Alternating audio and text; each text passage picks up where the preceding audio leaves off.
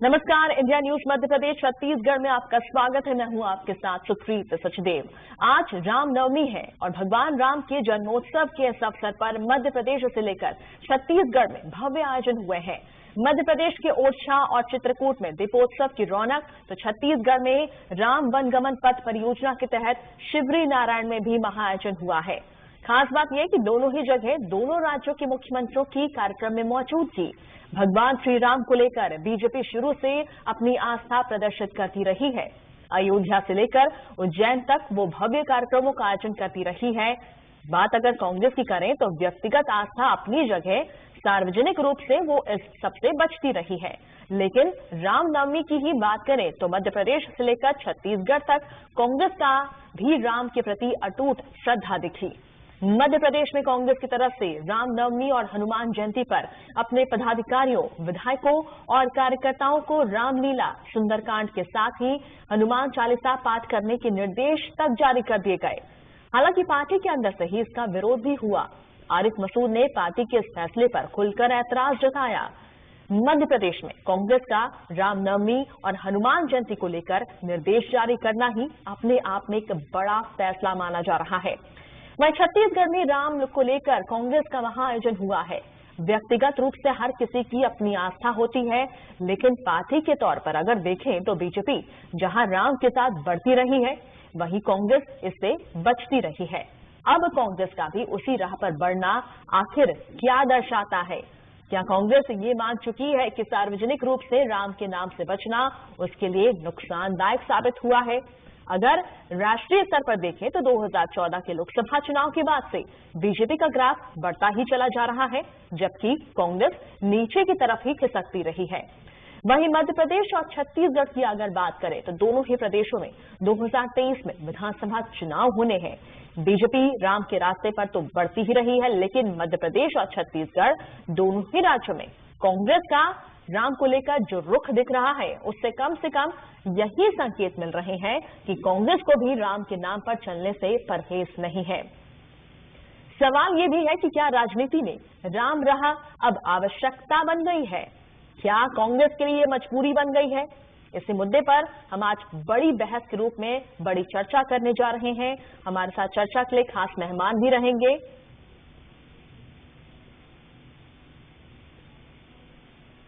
लेकिन उससे पहले मध्य प्रदेश और छत्तीसगढ़ के मुख्यमंत्रियों का रामनवमी पर क्या संदेश है, ये सुन लेते हैं।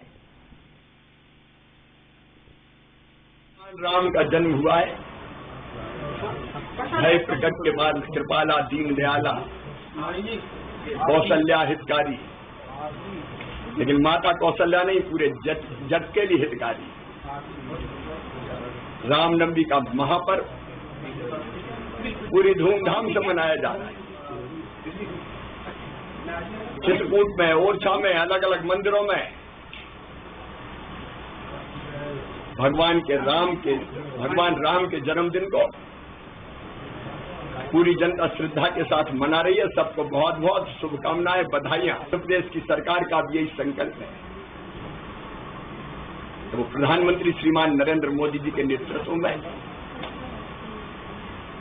मध्य प्रदेश में भी राम राज्य की कल्पना को साकार करें। संस्कृति को भी हम पहचाने। हमारी संस्कृति है छत्तीसगढ़ की, उसको केवल न केवल संरक्षित करना है, बल्कि संवर्धित करना है और देश के सामने, दुनिया के सामने रखना भी है। तो राम वनगमन पर्यटन परिपथ जो बना रहे हैं, उसके पीछे उद्देश्य यही है कि भगवान राम यदि वनवास हुआ उनका, तो जहाँ से गुजरे हमारे यहाँ कोरिया जिले से जो एंट्री उनकी होती है वो रामाराम तक के हो जाते हैं। हमें श्री राम जी के नाम से राजनीति करने वालों की सरकार रही है, जो राम के नाम से सिर्फ चंदा और वोट लेते रहे और सत्ता प्राप्त करते रहे। लेकिन मर्यादा पुरुषोत्तम श्री राम जी के जो वनवास काल के दौरान छत्तीसगढ़ में समय बीता, जिसमें उन्होंने सबरी के जूठे बेर खाकर प्रेम का संदेश दिए, जिसमें उन्होंने संत महात्माओं की सेवा की, जिसमें उन्होंने आम जनता की सेवा की, प्रजा की सेवा की, प्रजा की रक्षा की, उस राम वनगमन पथ के विषय, उसके जीर्णोद्धार के लिए कोई काम नहीं किया गया। माता कौशल्या की मंदिर चंदखुरी में है। माता कौशल्या छत्तीसगढ़ की बेटी है, उसके मंदिर के जीर्णोद्धार के लिए कोई काम नहीं किया गया। श्री राम को काल्पनिक पात्र माना हो और जो लोग छत्तीसगढ़ में प्रभु श्री राम को अपमानित करते हो, आज पूरे देश का हिंदू एक हो रहा है और हिंदुत्व के इस जोड़ के कारण छत्तीसगढ़ के मुख्यमंत्री और छत्तीसगढ़ की सरकार अब कालनेमी की तरह राम राम का जाप कर रही है। प्रदेश की जनता इनके बहकावे में नहीं आने वाली। इन लोगों ने प्रभु श्री राम को सदैव अपमानित करने का कार्य किया है और भगवान राम इनके लिए सिर्फ राजनीति करने का माध्यम है, राजनीतिक जमीन तैयार करने का माध्यम है। आस्था से इस पार्टी का कोई दूर दूर तक लेना देना नहीं है।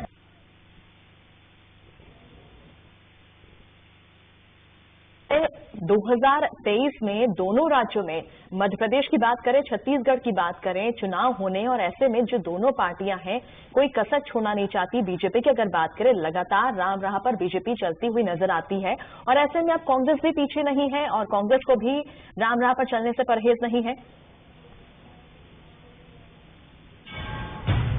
इसी खास मुद्दे पर चर्चा के लिए हमारे साथ खास मेहमान जुड़ने जा रहे हैं। हमारे साथ कांग्रेस प्रवक्ता नितिन भंसाली हैं और साथ ही बीजेपी के प्रवक्ता हितेश वाजपेयी हैं। सबसे पहले आप दोनों का बहुत बहुत स्वागत है।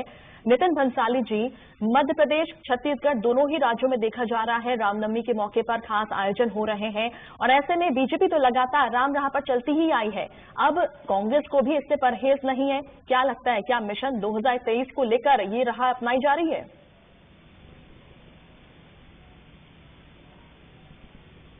रामनवमी की हमारी ओर से बहुत बहुत शुभकामनाएं। अब आप 2023 में इस विषय को क्यों ले रहे हैं, ये मेरी समझ से बाहर है, पर मैं आपको बता दूं कि राम ऐसा है कि खाली क्या बीजेपी के क्या एक पैटर्न है कि बीजेपी ही बोल सकती है, ऐसा बिल्कुल भी नहीं है। देखिए 15 वर्ष यहाँ पर छत्तीसगढ़ में डॉक्टर रमन सिंह जी की भारतीय जनता पार्टी की सरकार रही। कभी उन्होंने क्या सुध ली कि भगवान श्री राम ने अपने वनवास के 14 सालों में 10 साल जो है वो छत्तीसगढ़ में गुजारे थे। ये यहाँ पर हिस्ट्री में भी ये सारी चीजें पता है। कौशल्या माता का मंदिर है, कौशल्या माता का जो मंदिर था वो बिल्कुल जर्जर अवस्था में पड़ा था, क्योंकि कौशल्या माता रायपुर से, मैं बता दूं छत्तीसगढ़ की राजधानी रायपुर से लगभग 20 किलोमीटर दूरी पर चंदखुरी में माता कौशल्या का जन्म हुआ था। माता कौशल्या जो है छत्तीसगढ़ की बेटी है, तो भगवान श्री राम जो है वो छत्तीसगढ़ के भांजे हुए।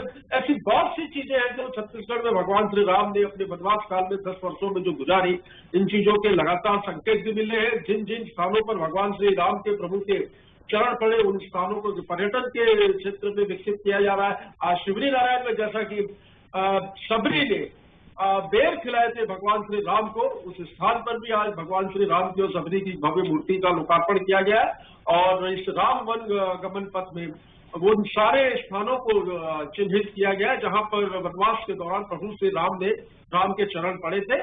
और इस विषय पर काफी अच्छा काम छत्तीसगढ़ सरकार कर रही है। चलिए, मैं हितेश वाजपेयी जी का रुख कर लेती हूँ। हितेश वाजपेयी, मध्य प्रदेश की अगर बात करें, मध्य प्रदेश के ओरछा में महा आयोजन होने जा रहा है, दीपोत्सव कार्यक्रम हो रहा है रामनवमी के मौके पर और ऐसे में क्या आने वाले चुनाव को देखते हुए मुख्यमंत्री शिवराज सिंह चौहान एक्टिव हो गए हैं और ऐसे में क्या राम का नाम लेना ये बड़ी यहाँ पर प्राथमिकता के तौर पर देखा जा रहा है? देखिए, हमारे तो माथे पर राम नाम लिखा हुआ है, सब लोग जानते हैं बहुत अच्छे से। राम मंदिर हमारी अक्षुण्ण आस्था और श्रद्धा का राजनीतिक बिंदु रहा है। मतलब फिर अंडरलाइन करके बोलता हूँ इस बात को, हमारे एजेंडा में हमेशा रहा है। हमारा ऐसा कोई मैनिफेस्टो नहीं रहा होगा जिसमें वो नहीं रहा, बल्कि आप लोग हमसे रोज पूछते थे कि कब बनाओगे, और आज ईश्वर का आशीर्वाद है कि वो बन रहा है। वही बड़ी एक इंटरेस्टिंग चीज मैं आज पूछता हूँ, शायद भंसाली जी ने भी नहीं देखा होगा कि आप तो सोनिया जी, राहुल जी के ट्विटर के ऊपर भगवान राम का यदि आप चित्र बना देंगे, मैं आज संन्यास ले लूंगा।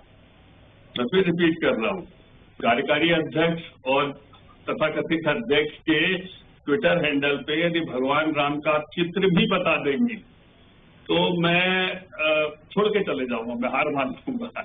तो इससे कमिटमेंट पता लगता है ना कि उनके मन, अब वो अभी भी राममय हो नहीं पाए हैं। हम लोगों के सब आप देखेंगे, इवन भूपेश जी का आप देखेंगे, मैं भूपेश जी को मानता हूँ इस बात के लिए कि देखिए जो इस धरती की मिट्टी से जुड़ा है वो राम से जुड़ा है, बहुत साधारण सी बात है। वो विक्रम संवत्सर से जुड़ा हुआ है, गुड़ी पड़वा से जुड़ा हुआ है, नववर्ष, तो इसमें कोई कहने की बात नहीं है। और हम सब जानते हैं कि धर्म, धार्मिक आस्था निजी विषय है, लेकिन इस निजता को जब हम राजनेताओं में रिफ्लेक्शन इसका नहीं देखते तो हम कह सकते हैं भाई उनकी निजी आस्था नहीं है, तो उसको स्वीकार करो ना। उसमें ढकोसला क्यों करना कि अपने दत्तात्रेय गोत्र और जनेऊ और फिर इधर उधर जाके पूरा दंडवत करना। मुझे आप बता दीजिए, एक चित्र बता देंगी, फिर मैं सुप्रीत जी मैं चैलेंज कर रहा हूँ आज इंडिया न्यूज के माध्यम से, आपके टीवी के माध्यम से, चैनल के माध्यम से, एक चित्र यदि आप बता देंगी श्री राम का तो मैं मान जाऊंगा। जबकि आज श्री राम का जन्मोत्सव है, गली गली में मनाया जा रहा है, देश में सभी लोग चाहे कांग्रेस के हों भाजपा, इसको सोनिया जी राहुल जी नहीं समझ पा रहे तो क्या समझेंगे इस देश को? चलिए बताइए आप। बाकी चीजें तो हम लोग करेंगे ही करेंगे। कन्या पूजन, सब लोग कन्या पूजन कर रहे हैं, बंसाली जी खुद तिलक लगा के बैठे हुए। आज चलिए एक वाला चित्र बता दीजिए।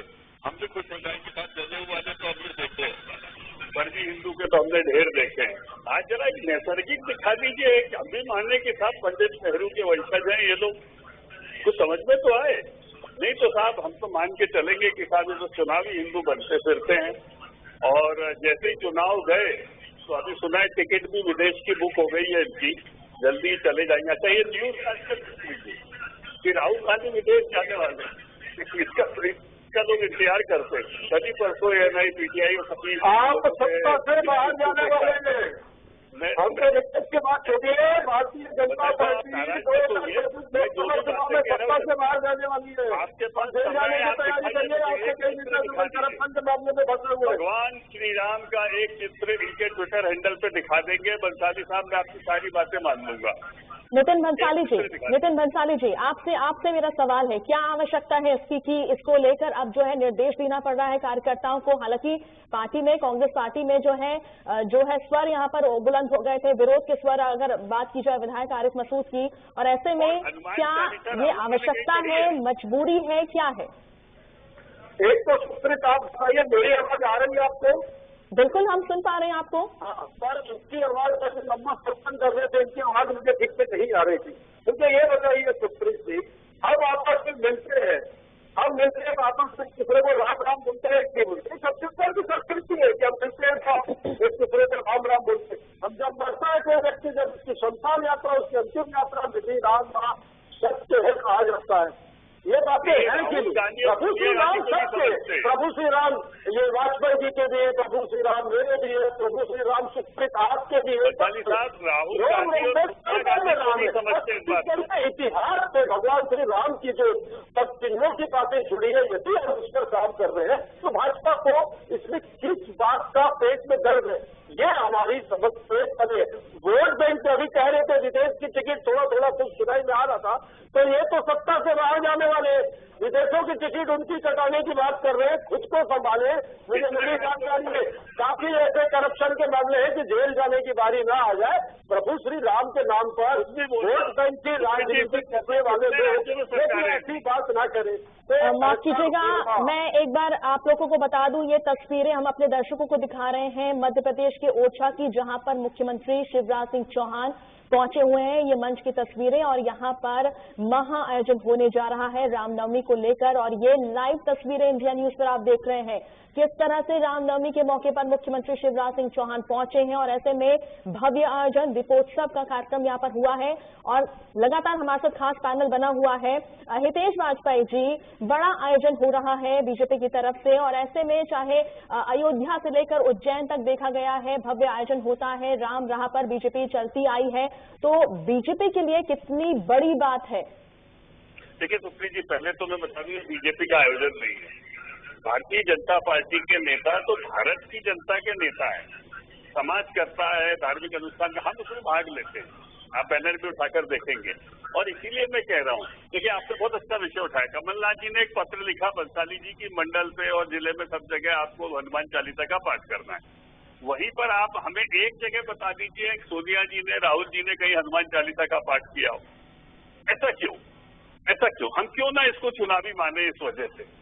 ये बड़े विषय हैं, और इन विषयों को आपको करना पड़ेगा कि हम पाठ करें हनुमान चालीसा का, तो हम हिंदू हैं। अरे तो कमलनाथ जी ये बताना चाह रहे हैं, अरे हनुमान चालीसा का पाठ करेगा वो हिंदू है मन से भी तो बड़ी घटना हो गई छत्तीसगढ़ के प्रवक्ता ने कमलनाथ जी को लता बता दिया कि कोई जरूरत नहीं थी इस लेटर को लिखने की।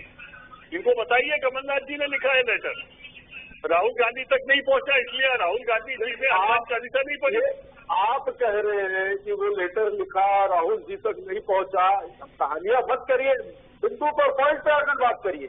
अरे भाई सुप्रीत जी इनको बताइए ना, आप बताइए इनको कि कमलनाथ जी ने पत्र लिखा है जिसको बोल रहे क्या जरूरत है लिखने की।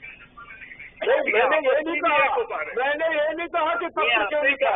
यदि कोई हनुमान चालीसा पढ़ना चाहता है तो वो हनुमान चालीसा पढ़े और चलिए पढ़ लीजिए कि यदि वो हनुमान चालीसा नहीं पढ़ता तो वो सुनिए। ऐसा बिल्कुल नहीं है। कमलनाथ जी को फोन करिए, पत्र क्यों लिखा। कमलनाथ जी ने यदि पत्र लिखा, कांग्रेस कमेटी के अध्यक्ष ने पत्र क्यों लिखा, मध्य प्रदेश कांग्रेस कमेटी के अध्यक्ष ने पत्र क्यों लिखा, बता दीजिए आप। पत्र लिखा, चलो मान लिया आपकी बात। अरे क्यों मान लिया, क्या हो गया?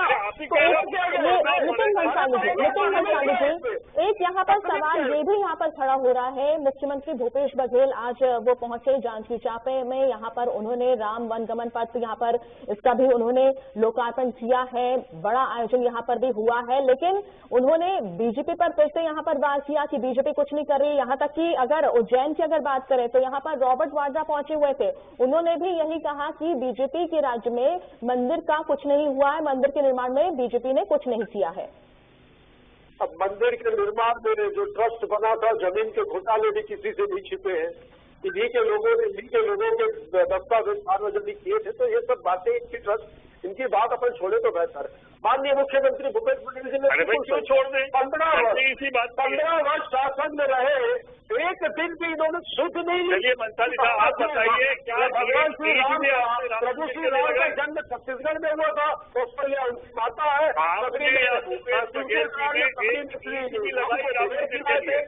आपके सरगुजा में, चलिए छोड़िए, सीता मैया भूपेश बघेल जी अयोध्या दर्शन करने कब गए थे? भगवान शिव और पार्वती चित्रकूट में जगदलपुर के पास स्थित है, वहाँ से राहुल गांधी और सोनिया गांधी या अयोध्या में दर्शन करने कब गए थे बताइए। मैंने क्या कहा, श्रद्धा यहाँ से होती है, श्रद्धा दिल में होती है भाई। भगवान का सिमरन कर सकता हूँ, बिल्कुल गए। आपका ज्ञान अधूरा है, आपका ज्ञान अधूरा है। पत्र क्यों लिखा? अयोध्या सभी गए हैं, कांग्रेस के नेता सारे लोग। कमलनाथ जी पीसीसी अध्यक्ष ने पत्र क्यों लिखा कांग्रेसियों को? कमलनाथ जी ने यदि पत्र लिखा, उसी पत्र का सम्मान है, पर अरे तो आप एक बात बोल रहे हो कि श्रद्धा यहाँ से होती है और दूसरी तरफ लिख रहे हो। तो वो श्रद्धा को किस तरीके से करना, उन्होंने रास्ता बताया। पार्टी के वरिष्ठ नेता है, वो पार्टी के वरिष्ठ नेता है, उन्होंने यदि पत्र लिखा, आपको किस बात की तकलीफ है? ऐसी बात कर रहे हो, ठीक है, राहुल गांधी यदि अयोध्या नहीं जाते तो उनकी श्रद्धा है, वही कमलनाथ जी लेटर लिख के बोल रहे हनुमान चालीसा पढ़ो, तो ये उनकी श्रद्धा है। तो ये कह रहे हैं हनुमान चालीसा पढ़ो, वरिष्ठ नेता है पार्टी के, सम्मान। मैं तो पढ़ता हूँ हनुमान चालीसा। ठीक है, ठीक है। हितेश वाजपेयी जी, आप मेरे सवाल का जवाब दीजिए।